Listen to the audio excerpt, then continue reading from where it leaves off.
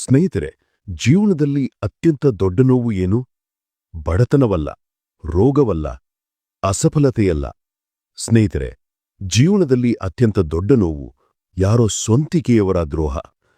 ಯಾವ ವ್ಯಕ್ತಿಯ ಮೇಲೆ ನೀವು ಕಣ್ಮುಚ್ಚಿ ನಂಬಿಕೆ ಇಟ್ಟಿದ್ದೀರಿ, ಯಾರಿಗಾಗಿ ನಿಮ್ಮ ನಿದ್ರೆಗಳನ್ನು ಬಲಿಕೊಟ್ಟಿದ್ದೀರಿ, ಯಾರನ್ನೂ ನಿಮ್ಮ ಎಲ್ಲವನ್ನೂ ಎಂದುಕೊಂಡಿದ್ದೀರಿ, ಅದೇ ವ್ಯಕ್ತಿ ನಿಮಗೆ ದ್ರೋಹ ಮಾಡಿದ್ರೆ ಆ ನೋವಿಗೆ ಯಾವ ಔಷಧವೂ ಇಲ್ಲ. ಇಂದು ನಾನು ನಿಮಗೆ 5 ಬಗೆಯ ಜನರ ಬಗ್ಗೆ ತಿಳಿಸುತ್ತಿದ್ದೇನೆ. ಅವರು ಯಾವಾಗಲೂ ದ್ರೋಹ ಮಾಡುತ್ತಾರೆ. ಮತ್ತು ಅತ್ಯಂತ ಅಪಾಯಕಾರಿ ಸಂಗತಿ ಏನೆಂದರೆ, ಈ ಜನರು ನಿಮ್ಮ ಅತ್ಯಂತ ಹತ್ತಿರದಲ್ಲಿರುತ್ತಾರೆ. ಇಷ್ಟು ಹತ್ತಿರದಲ್ಲಿ ನೀವು ಕಲ್ಪಿಸಿಕೊಳ್ಳಲೂ ಸಾಧ್ಯವಿಲ್ಲ ಅವರು ನಿಮಗೆ ದ್ರೋಹ ಮಾಡಬಹುದೆಂದು. ಆದರೆ ಸತ್ಯ ಇದೆ, ಅತ್ಯಧಿಕ ದ್ರೋಹ ದೂರದವರಿಂದಲ್ಲ, ಸ್ವಂತಿಕೆಯವರಿಂದಲೇ ಬರುತ್ತದೆ. ಆದ್ದರಿಂದ ನಿಮ್ಮ ಜೀವನದಲ್ಲಿ ದ್ರೋಹದಿಂದ ತಪ್ಪಿಸಿಕೊಳ್ಳಲು ಬಯಸಿದರೆ, ನಿಮ್ಮ ಹೃದಯ ಒಡೆಯುವುದನ್ನು ತಡೆಯಲು ಬಯಸಿದರೆ, ಈ ವಿಡಿಯೋವನ್ನು ಆದಿಯಿಂದ ಕೊನೆಯವರೆಗೆ ಕಡ್ಡಾಯವಾಗಿ ನೋಡಿ. ಏಕೆಂದರೆ ನಾನು ಇಂದು ನಿಮಗೆ ತಿಳಿಸುತ್ತಿರುವುದು ಬಹುಶಃ ನಿಮ್ಮ ಜೀವನವನ್ನೇ ಬದಲಾಯಿಸಬಹುದು. ಮತ್ತು ಹೌದು, ನೀವು ಈ ಚಾನಲ್ನಲ್ಲಿ ಹೊಸಬರಾಗಿದ್ದರೆ ದಯವಿಟ್ಟು ಚಾನಲ್ ಸಬ್ಸ್ಕ್ರೈಬ್ ಮಾಡಿ ಮತ್ತು ಬೆಲ್ ಐಕಾನ್ ಒತ್ತಿ. ನಂಬಿಕೆ ಇರಲಿ, ಈ ವಿಡಿಯೋ ನಿಮ್ಮನ್ನು ಯಾವುದೋ ದೊಡ್ಡ ದ್ರೋಹದಿಂದ ರಕ್ಷಿಸಬಹುದು.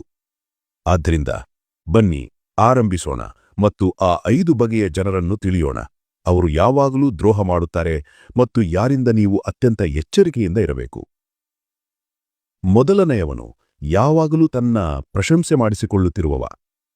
ಸ್ನೇಹಿತರೆ, ಮೊದಲ ಸ್ಥಾನದಲ್ಲಿ ಬರುವವನು ಯಾವಾಗಲೂ ತನ್ನದೇ ಪ್ರಶಂಸೆ ಮಾಡಿಸಿಕೊಳ್ಳುತ್ತಿರುವ ವ್ಯಕ್ತಿ. ಇಂಥ ಜನರು ಪ್ರತಿ ಕ್ಷಣವೂ ತಮ್ಮ ಬಗ್ಗೆಯೇ ಮಾತನಾಡುತ್ತಿರುತ್ತಾರೆ. ನೀವು ಅವರನ್ನು ಭೇಟಿಯಾದರೆ ಹೇಳ್ತಾರೆ, ಮಚ್ಚ, ನಾನು ಇಂದು ಇಷ್ಟೊಂದು ದೊಡ್ಡ ಕೆಲಸ ಮಾಡಿದ್ದೇನೆ, ಜನರು ನನ್ನನ್ನು ಇಷ್ಟು ಗೌರವಿಸುತ್ತಾರೆ, ನನ್ನ ಇಲ್ಲದೆ ಏನೂ ಸಾಧ್ಯವಿಲ್ಲ. ಇವರ ಜಗತ್ತಿನಲ್ಲಿ ಕೇವಲ ಅವರೇ ಇರುತ್ತಾರೆ. ಈಗ ಪ್ರಶ್ನೆ, ಈ ಜನರು ದ್ರೋಹ ಏಕೆ ಮಾಡುತ್ತಾರೆ? ನೋಡಿ ಸ್ನೇಹಿತರೆ, ಯಾವನು ಕೇವಲ ತನ್ನ ಬಗ್ಗೆಯೇ ಯೋಚಿಸುತ್ತಾನೋ ಅವನು ನಿಮ್ಮ ಬಗ್ಗೆ ಎಂದೂ ಯೋಚಿಸಲಾರನು. ಸಂಕಷ್ಟ ಬಂದಾಗ ಇಂಥ ಜನರು ಮೊದಲು ತಮ್ಮನ್ನು ರಕ್ಷಿಸಿಕೊಳ್ಳುತ್ತಾರೆ ಮತ್ತು ನಿಮ್ಮನ್ನು ಒಂಟಿಯಾಗಿ ಬಿಟ್ಟುಬಿಡುತ್ತಾರೆ. ಇವರು ನಿಮ್ಮನ್ನು ತಮ್ಮ ಪ್ರಶಂಸೆಗೆ, ತಮ್ಮ ಅಹಂಕಾರ ತೃಪ್ತಿಗೆ ಬಳಸಿಕೊಳ್ಳುತ್ತಾರೆ. ಆದರೆ ನಿಮಗೆ ಅವರ ಅಗತ್ಯವಿದ್ದಾಗ ಅವರು ಅದೃಶ್ಯರಾಗುತ್ತಾರೆ. ನಾನು ಸ್ವತಃ ಇಂಥ ಅನೇಕರನ್ನು ನೋಡಿದ್ದೇನೆ. ಯಾವಾಗಲೂ ತಮ್ಮ ಜಯ ಜಯಕಾರ ಮಾಡುತ್ತಾರೆ, ಆದರೆ ಸಂಕಷ್ಟ ಬಂದಾಗ ಅಥವಾ ಸಹಾಯ ಕೇಳಿದಾಗ ಮೊದಲು ಓಡಿ ಹೋಗುತ್ತಾರೆ. ಏಕೆಂದರೆ ಅವರ ಪ್ರೀತಿ ಕೇವಲ ತಮ್ಮ ಮೇಲೆಯೇ, ಬೇರೆ ಯಾರ ಮೇಲೂ ಅಲ್ಲ. ಆದ್ದರಿಂದ ನಿಮ್ಮ ಜೀವನದಲ್ಲೂ ಇಂಥ ಯಾವುದೋ ವ್ಯಕ್ತಿ ಇದ್ದರೆ, ಯಾವಾಗಲೂ ತನ್ನ ಮಾತೇ ಮಾತನಾಡುತ್ತಾನೆ, ನಿಮ್ಮದನ್ನು ಎಂದೂ ಕೇಳುವುದಿಲ್ಲವೆಂದರೆ ಎಚ್ಚರಿಕೆಯಾಗಿ. ಇವನು ಯಾವುದೇ ದಿನ ನಿಮಗೆ ದ್ರೋಹ ಮಾಡಬಹುದು. ಎರಡನೆಯವನು ನಿಮ್ಮ ದೌರ್ಬಲ್ಯಗಳನ್ನು ತಿಳಿಯಲು ಹಪಹಪಿಯಾಗಿರುವವ. ಎರಡನೇ ಸ್ಥಾನದಲ್ಲಿ ಬರುವವನು ಯಾವಾಗಲೂ ನಿಮ್ಮ ದೌರ್ಬಲ್ಯಗಳನ್ನು ತಿಳಿಯಲು ಪ್ರಯತ್ನಿಸುತ್ತಿರುವವ. ಇವರು ಅತ್ಯಂತ ಅಪಾಯಕಾರಿ ಸ್ನೇಹಿತರೆ.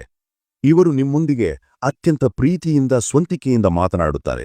ಹೇಳ್ತಾರೆ, ಮಚ್ಚ, ನನ್ನನ್ನು ನಿನ್ನ ಸಹೋದರನೆಂದು ಭಾವಿಸು, ನನ್ನಿಂದ ಏನನ್ನೂ ಮುಚ್ಚಬೇಡ, ನಾನು ನಿನ್ನೊಂದಿಗೆ ಇದ್ದೇನೆ. ನಂತರ ನಿಧಾನವಾಗಿ ನಿಮ್ಮ ಎಲ್ಲ ದೌರ್ಬಲ್ಯಗಳು, ರಹಸ್ಯಗಳು, ಸಮಸ್ಯೆಗಳನ್ನು ತಿಳಿದುಕೊಳ್ಳುತ್ತಾರೆ. ಆದರೆ ಏಕೆ? ಸ್ನೇಹಿತರೆ, ಇವರು ಈ ಮಾಹಿತಿಯನ್ನು ಸರಿಯಾದ ಸಮಯದಲ್ಲಿ ನಿಮ್ಮನ್ನು ಬ್ಲ್ಯಾಕ್ಮೇಲ್ ಮಾಡಲು, ಕೀಳಾಗಿ ತೋರಿಸಲು ಅಥವಾ ತಮ್ಮ ಲಾಭಕ್ಕೆ ಬಳಸಿಕೊಳ್ಳಲು ಸಂಗ್ರಹಿಸುತ್ತಾರೆ. ನಾನು ನನ್ನ ಜೀವನದಲ್ಲಿ ಇಂಥ ಅನೇಕರನ್ನು ನೋಡಿದ್ದೇನೆ. ಮೊದಲು ಹತ್ತಿರಕ್ಕೆ ಬಂದು ಎಲ್ಲಾ ರಹಸ್ಯ ತಿಳಿದುಕೊಂಡು ಕೆಲಸ ಮುಗಿದ ನಂತರ ಆ ರಹಸ್ಯಗಳನ್ನೇ ಜಗತ್ತಿನ ಮುಂದೆ ತಂದುಬಿಡುತ್ತಾರೆ. ಇವರು ಅತ್ಯಂತ ಚತುರರು. ನಿಮ್ಮನ್ನು ಇಷ್ಟು ಸೌಕರ್ಯವಾಗಿ ಮಾಡಿಬಿಡುತ್ತಾರೆ, ನೀವು ಎಲ್ಲವನ್ನೂ ಹೇಳಿಬಿಡುತ್ತೀರಿ. ಆದರೆ ನೆನಪಿಡಿ, ಅಗತ್ಯಕ್ಕಿಂತ ಹೆಚ್ಚು ನಿಮ್ಮ ವೈಯಕ್ತಿಕ ಜೀವನದಲ್ಲಿ ಆಸಕ್ತಿ ತೋರಿಸುವವ, ಯಾವಾಗಲೂ ನಿಮ್ಮ ಸಮಸ್ಯೆಗಳ ಬಗ್ಗೆ ಕೇಳುತ್ತಿರುವವ, ಅವನು ನಿಮ್ಮ ಹಿತೈಷಿಯಲ್ಲ. ನಿಜವಾದ ಸ್ನೇಹಿತ ನಿಮ್ಮ ಸಂತೋಷದಲ್ಲಿ ಸಂತೋಷಪಡುವವನು, ದೌರ್ಬಲ್ಯಗಳನ್ನು ಸಂಗ್ರಹಿಸುವವನಲ್ಲ. ಮೂರನೆಯವನು 2 ಮುಖಗಳನ್ನು ಹೊಂದಿರುವವನು. ಮೂರನೆಯ ಸ್ಥಾನದಲ್ಲಿ ಬರುವ ಅತ್ಯಂತ ಅಪಾಯಕಾರಿ ವ್ಯಕ್ತಿ 2 ಮುಖಗಳನ್ನು ಹೊಂದಿರುವವನು. ನಿಮ್ಮ ಮುಂದೆ ಒಂದು, ಹಿಂದೆ ಮತ್ತೊಂದು. ನೀವು ಅವರ ಮುಂದೆ ಇದ್ದಾಗ ಹೇಳ್ತಾರೆ, ಮಚ್ಚ, ನೀನು ನನ್ನ ಅತ್ಯುತ್ತಮ ಸ್ನೇಹಿತ, ನಿನ್ನ ಇಲ್ಲದೆ ನನ್ನ ಜೀವನ ಅಪೂರ್ಣ, ನಿನಗಾಗಿ ಏನನ್ನೂ ಮಾಡಬಲ್ಲೆ. ಆದರೆ ನೀವು ಹೋದ ತಕ್ಷಣ ನಿಮ್ಮ ಬಗ್ಗೆ ಕೆಟ್ಟದಾಗಿ ಮಾತನಾಡಲು ಆರಂಭಿಸುತ್ತಾರೆ. ಇವರು ಅತ್ಯಂತ ಚತುರರು ಸ್ನೇಹಿತರೆ. ಇವರಿಗೆ ನಿಜವಾದ ಮುಖವೇ ಇಲ್ಲ. ಪ್ರತಿಯೊಬ್ಬರ ಮುಂದೆ ವಿಭಿನ್ನ ಮುಸುಕ ಧರಿಸುತ್ತಾರೆ. ನಿಮ್ಮ ಮುಂದೆ ಸ್ನೇಹಿತರಾಗಿ ನಟಿಸುತ್ತಾರೆ, ಇತರರ ಮುಂದೆ ನಿಮ್ಮ ಕೆಟ್ಟದಾಗಿ ಹೇಳುತ್ತಾರೆ. ಮತ್ತು ಅತ್ಯಂತ ದೊಡ್ಡ ಸಂಗತಿ ಏನೆಂದರೆ, ಇತರರ ಮುಂದೆಯೂ ಇದೇ ರೀತಿ. ಅಂದ್ರೆ ನಿಮ್ಮ ಮುಂದೆ ಬೇರೆಯವರ ಕೆಟ್ಟದ್ದಾಗಿ, ಬೇರೆಯವರ ಮುಂದೆ ನಿಮ್ಮ ಕೆಟ್ಟದ್ದಾಗಿ. ನಾನೊಂದು ಸತ್ಯ ಹೇಳ್ತೀನಿ, ನಿಮ್ಮ ಮುಂದೆ ಬೇರೆಯವರ ಕೆಟ್ಟದ್ದಾಗಿ ಮಾತನಾಡುವವ ನಂಬಿಕೆ ಇರಲಿ ನಿಮ್ಮ ಕೆಟ್ಟದ್ದಾಗಿಯೂ ಮಾತನಾಡುತ್ತಾನೆ. ಕೆಟ್ಟ ಮಾತು ಅಭ್ಯಾಸವಾದವನು ಯಾರನ್ನೂ ಬಿಡುವುದಿಲ್ಲ. ಇಂಥವರಿಂದ ದೂರವಿರುವುದು ಅತ್ಯಗತ್ಯ. ಇವರು ನಿಮ್ಮ ಖ್ಯಾತಿ ಹಾಳು ಮಾಡಬಹುದು, ಸಂಬಂಧಗಳು ಮುರಿಯಬಹುದು, ಜೀವನದಲ್ಲಿ ವಿಷ ಚೆಲ್ಲಬಹುದು. ನಾಲ್ಕನೆಯವನು ಅಗತ್ಯದ ಸಮಯದಲ್ಲಿ ಮಾತ್ರ ನೆನಪಾಗುವವನು. ನಾಲ್ಕನೇ ಸ್ಥಾನದಲ್ಲಿ ಬರುವವನು ಅಗತ್ಯದ ಸಮಯದಲ್ಲಿ ಮಾತ್ರ ನೆನಪಾಗುವವನು. ನೀವು ಇಂಥವರನ್ನು ಕಂಡಿರಬಹುದು. ಇವರಿಗೆ ನಿಮ್ಮಿಂದ ಏನಾದರೂ ಬೇಕಾದರೆ ದಿನಾ ಫೋನು, ದಿನಾ ಭೇಟಿ, ಅತ್ಯಂತ ಪ್ರೀತಿಯ ಮಾತು, ಕೆಲಸ ಮುಗಿದ ತಕ್ಷಣ ಕಣ್ಮರೆ, ತಿಂಗಳುಗಳ ಕಾಲ ಯಾವ ಸಂಪರ್ಕವೂ ಇಲ್ಲ, ನೀವು ಅಸ್ತಿತ್ವದಲ್ಲಿಯೇ ಇಲ್ಲ ಎಂಬಂತೆ. ಇಂಥವರು ಅತ್ಯಂತ ದೊಡ್ಡ ದ್ರೋಹಿಗಳು ಸ್ನೇಹಿತರೆ. ಏಕೆಂದರೆ ಸಂಬಂಧಗಳನ್ನು ವ್ಯಾಪಾರದಂತೆ ನೋಡುತ್ತಾರೆ. ನೀವು ಇವರಿಗೆ ವ್ಯಕ್ತಿಯಲ್ಲ, ಸಂಪನ್ಮೂಲ. ಅಗತ್ಯದಂತೆ ಬಳಸುವುದು. ಸಹಾಯ ಬೇಕಾದಾಗ ಸಹೋದರ, ಸ್ನೇಹಿತ ಎನ್ನುತ್ತಾರೆ. ನಿಮಗೆ ಬೇಕಾದಾಗ 1000 ಬಹಾನೆಗಳು. ನಾನು ಸ್ವತಃ ನೋಡಿದ್ದೇನೆ. ಹಣ ಎತ್ತಿಕೊಳ್ಳುವಾಗ ಅಳುತ್ತಾ, ಮಚ್ಚ ನೀನೇ ನನ್ನ ಕೊನೆಯ ಆಸೆ, ದೇವರು ನಿನ್ನ ಒಳಿತು ಮಾಡಲಿ, ಎಂದೂ ಮರೆಯನೋ ಎನ್ನುತ್ತಾರೆ. ಮರಳಿ ಕೊಡುವ ಸಮಯದಲ್ಲಿ ದಾರಿ ಬದಲಾಯಿಸುತ್ತಾರೆ, ಕಡೆಗಣಿಸುತ್ತಾರೆ, ಕೊನೆಗೆ ನಿಮ್ಮನ್ನೇ ಕೆಟ್ಟವನಾಗಿ ಮಾಡುತ್ತಾರೆ. ಆದ್ದರಿಂದ ನಿಮ್ಮ ಜೀವನದಲ್ಲೂ ಇಂಥವನು ಇದ್ದರೆ, ಅಗತ್ಯದ ಸಮಯದಲ್ಲಿ ಮಾತ್ರ ನೆನಪಿಸಿಕೊಳ್ಳುವವನು, ಅರಿತುಕೊಳ್ಳಿ, ಇವನು ನಿಜವಾದ ಸ್ನೇಹಿತನಲ್ಲ, ಕೇವಲ ಬಳಕೆದಾರ. ಮತ್ತು ಒಂದು ದಿನ ದ್ರೋಹ ಮಾಡುವುದು ಖಚಿತ. 5ನೆಯವನು ನಿಮ್ಮ ಯಶಸ್ಸಿನಿಂದ ಉರಿವವ. ಕೊನೆಯದು, ಬಹುಶಃ ಅತ್ಯಂತ ನೋವಿನ ಬಗೆ, ನಿಮ್ಮ ಯಶಸ್ಸಿನಿಂದ ಉರಿವವ. ಇವರು ನಿಮ್ಮ ಅತ್ಯಂತ ಹತ್ತಿರದವರು, ಆದರೆ ಒಳಗಿನಿಂದ ಅಸೂಯೆ. ನೀವು ಅವರ ಮಟ್ಟದಲ್ಲಿದ್ದಾಗ, ಹೋರಾಡುತ್ತಿದ್ದಾಗ ಅತ್ಯುತ್ತಮ ಸ್ನೇಹಿತರಾಗಿದ್ದರು. ಆದರೆ ನೀವು ಮುಂದೆ ಸಾಗಿದಾಗ, ಯಶಸ್ಸು ಸಿಕ್ಕಿದಾಗ ಅವರ ನಿಜ ಮುಖ ಬಯಲಾಯಿತು.